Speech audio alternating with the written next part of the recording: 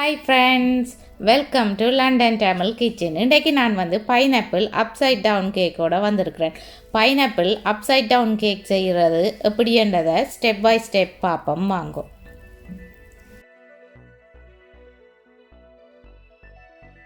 நூற்றி 120 gram மாயரின், 120 gram சீனி, கிளஷேட் cherish, pineapple slices. அடுப்பை ஆன் பண்ணி லோ ஹீட்டில் விட்டுருக்கிறேன். மாயரினை மெல்ட் பண்ண விட்டுருக்கிறேன்.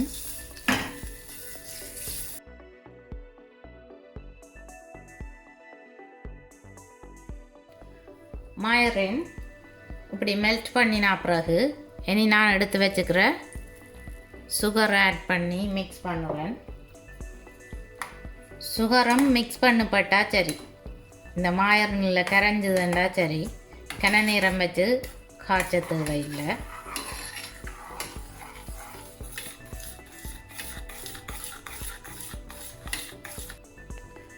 நீங்கள் சாஃப்ட் சுகர் யூஸ் பண்ணினீங்கள்னு சொல்லி சொன்னால் குயிக்காக கரைஞ்சிடும். இது நான் கேஸ்டர்ட் சுகர் தான் யூஸ் பண்ணுறேன், அப்போ கொஞ்சம் டைம் எடுக்கும்.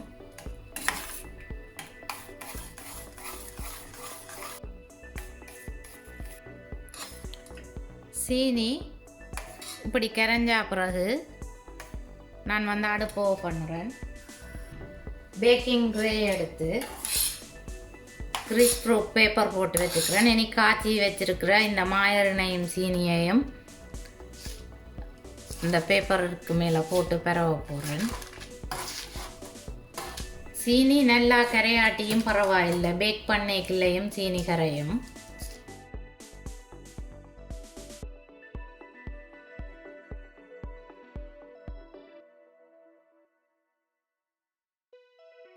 இப்படி நல்லா பரவி விடணும். கேக்கின்ற பேஸில் நிற்கக்கூடிய மாதிரி. பைனாப்பிள் டின்னை உடைச்சி இதுக்குள்ளே இருக்கிற இந்த ஜூஸை ஊற்றிட்டு பைனாப்பிளை தனியாக வடிச்செடுக்க போகிறேன். பைனாப்பிளை அடுக்க போகிறேன்.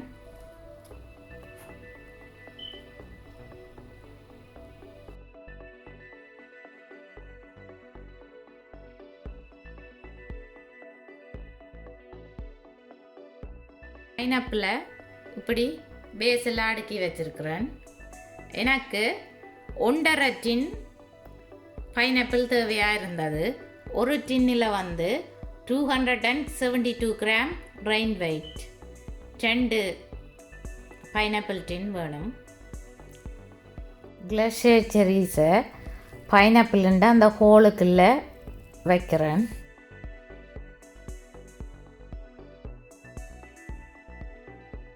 பன்னெண்டு செரி வச்சிருக்கிறேன். இனி கேக்குக்கு தேவையான இன்க்ரீடியன்ட்ஸ் என்னன்னு சொல்லி பார்ப்போம். 250 கிராம் மாயரின், 4 எக்ஸ், மீடியம் அல்லது லார்ஜ் சைஸ்ன்னு சொன்னால் நீங்கள் 4 எடுக்கலாம். ஸ்மால் சைஸ் எக்குன்னு சொல்லி சொன்னால் நீங்கள் 5 எக் எடுக்கணும். 250 gram caster sugar, 250 gram self raising flower,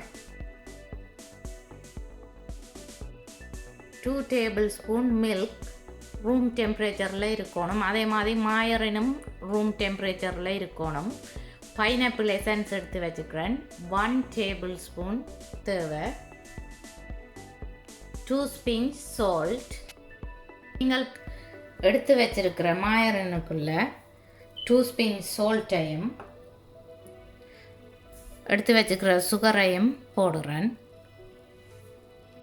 மாயரினும் சீனியும் க்ரீமியாக வரும் வரைக்கும் நான் இந்த ஹேண்ட் பிளெண்டரால் பீட் பண்ண போகிறேன்.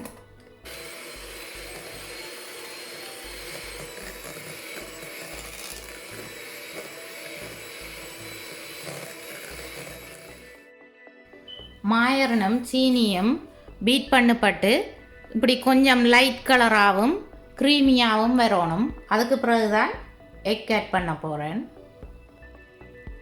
எக்கை உடைச்சி ஒரு டிஷ்ஷுக்குள்ளே விட்டுருக்கிறேன். அதுக்குள்ளே அந்த வெடுக்க ரிமூவ் பண்ண போகிறேன். வெடுக்க ரிமூவ் பண்ணிவிட்டு யூஸ் பண்ணினா கேக் வந்து வெடுக்கு மனம் வராமல் வாசமாக இருக்கும். இந்த வெள்ளையாக இருக்கிறது தான் வெடுக்கு.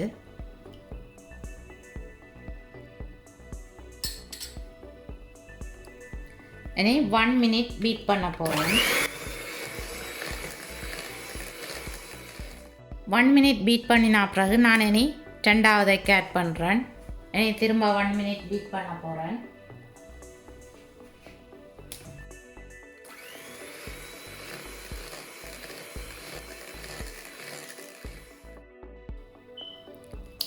மூன்றாவதைக்கையும் போடுறேன்.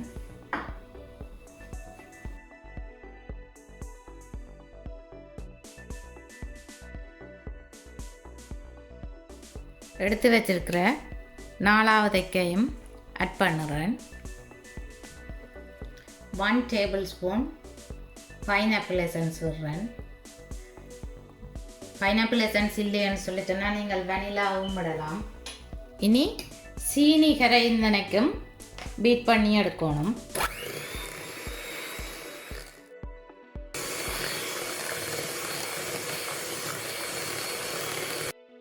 கேக் பேட்டரில் கொஞ்சத்தை கையில் எடுத்து இப்படி தேய்ச்சி பார்க்கல சொர சொரண்டு இருந்தால் சீனி கரையில் ஸ்மூத்தாக இருந்ததுன்னு சொல்லி சொன்னால் சீனி கரைஞ்சிட்டுது.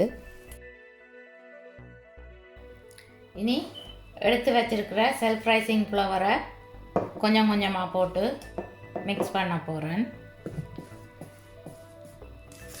ஒரே டிரெக்ஷனுக்கே சுற்றணும். இப்படி மாவை போட்டுட்டு அதாவது ஒரே சைட்டுக்கே மிக்ஸ் பண்ணணும்.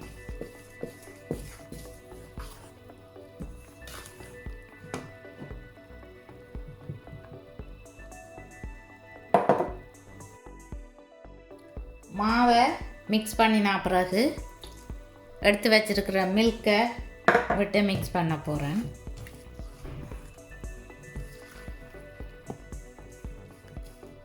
மாவை போட்டுட்டு கன நேரம் மிக்ஸ் பண்ணக்கூடாது.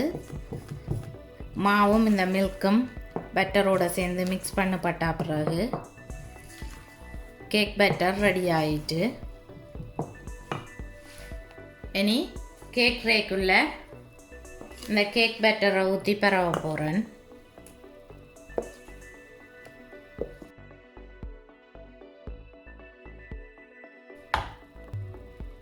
இனி கேக்கை லெவல் பண்ணி விடணும். ஓகே, மட்டப்படுத்தி விட்டாச்சு. இந்த கேக் ட்ரே வந்து 9.5 inch அகலமும் 11.5 inch நீளமும். இந்த ரேக்கில் தான் நான் கேக்கை பேக் பண்ணுறேன்.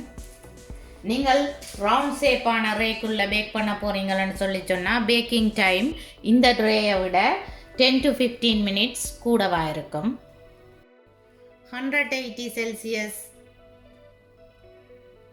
ஹீட்டில் மேலையும் கீழையும் ஹீட் வரத்தக்க செட்டிங்கில் விட்டு தான் பேக் பண்ண போகிறேன். 10 minutes அவனை ப்ரீ ஹீட் பண்ண விட்டுருக்கிறேன். 10 minutes ஆச்சு. நான் வந்து பொட்டம் ரேக்கில் தான் இந்த கேக்கை வைக்கிறேன். 40 minutes பேக் பண்ணி எடுக்க போகிறேன். 40 minutes ஆகுது. நான் இனி செக் பண்ண போகிறேன் கேக் பேக் பண்ணப்பட்டதுக்காண்டு. ஒரு ஸ்டிக் எடுத்து மிடில் குத்தி பார்க்குறேன். குச்சி வந்து க்ளீனாக வந்துச்சுன்னு சொல்லி சொன்னால் கேக் பேக் பண்ணப்பட்டுட்டுது. இந்த குச்சியில் ஸ்டிக்கியாக இருந்ததுன்னு சொல்லி சொன்னால் நீங்கள் இன்னும் 5 or 10 minutes பேக் பண்ண விட்டீங்கன்னா சரி. முதல் 5 minutes பேக் பண்ண விட்டு பாருங்க. அப்படி இல்லைன்னா திரும்பவும் 5 minutes பேக் பண்ண விடுங்க. இந்த கேக் பேக் பண்ணப்பட்டுட்டுது. நான் அவனுக்குள்ளே இருந்து எடுக்கிறேன். நான் வந்து கூல் பண்ண விட போகிறேன். 6 நாள் பிறகு இந்த கேக்கை திருப்பினா தான் க்ளீனாக இருக்கும். சுட சுட இந்த கேக்கை அப்சைட் டவுன் ஆக்கினா சில நேரம் பிய்ய பார்க்கும். அதால் நான் கொஞ்ச நேரம் கூல் பண்ண விட்டுட்டு 10 to 15 minutes கூல் பண்ண விட்டுட்டு தான் நான் கேக்கை அப்சைட் டவுன் ஆக்க போகிறேன். கேக்கின்ற சைட்டில் வந்து நான் இப்படி நைஃபால் வெட்டி விட போகிறேன். சைட்டில் ஸ்டிக் பண்ணியிருக்கும், அதை வெட்டி விட்டால் தான் ஈஸியாக கேக் கொட்டப்படும். இனி இந்த கேக்கை இன்னும் ஒரு ரேக்குள்ளே போட போகிறேன்.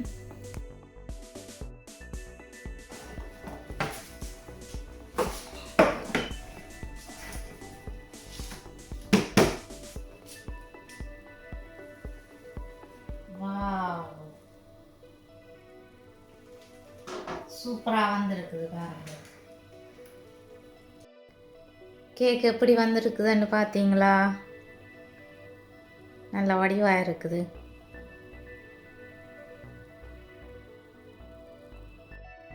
கேக்கை வெட்டி பார்ப்போம்.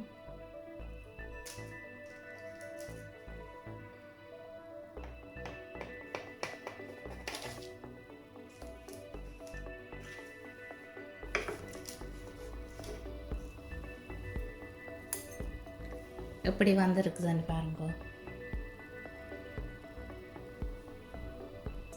கேக் நல்லா சாஃப்டாக வந்திருக்குது.